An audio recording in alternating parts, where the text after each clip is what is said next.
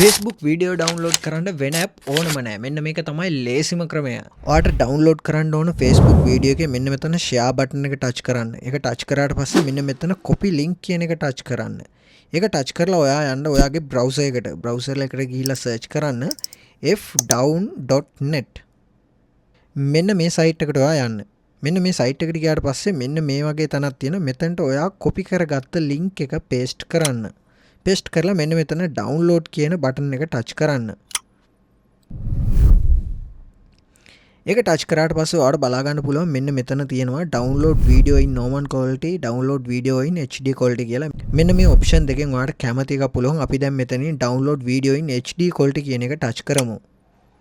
ඒක ටච් කරාට පස්සේ ඔයාලට බලා ගන්න පුළුවන් මෙන්න මේ විදිහට ඇඩ් එකක් එනවා. මෙන්න මේ ඇඩ් එක ඔයා ක්ලෝස් කරන්න.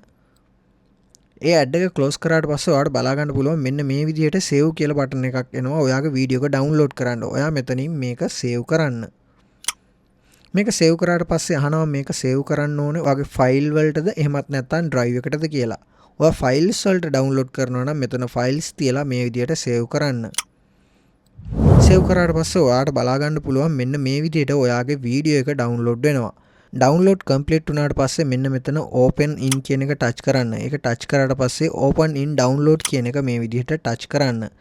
ඒක ටච් කරාට පස්සේ ඔයාලට බලා ගන්න පුළුවන් මෙන්න මෙතන උඩින්ම තියෙන අපේ වීඩියෝ එක. ඉතින් මේ වීඩියෝ එක මෙන්න මේ විදිහට එකපාරට ටච් කරලා පස්සේ අපිට අවශ්‍ය වෙන්නේ නැහැ. මම පහුගිය අවුරුදු 30 ටච් කරන්න. ඒක ටච් කරාට පස්සේ පහළ තියෙනවා save video කියලා. මෙන්න මේක ටච් කරන්න. ඒක ටච් කරාට පස්සේ ඔයාගේ ෆොටෝස් වලට මේ වීඩියෝ එක සේව් වෙනවා. ඔයාලට බලා ගන්න පුළුවන් ෆොටෝස් වලට ගියාට පස්සේ මේ වීඩියෝ එක මෙන්න මේ විදිහට සේව් වෙලා තියෙනවා. ඉතින් ඔයාටත් Facebook එකේ වීඩියෝ එකක් ඩවුන්ලෝඩ් කරගන්න ඕන නම් මෙන්න මේ ක්‍රමයට ටච් කරන්න.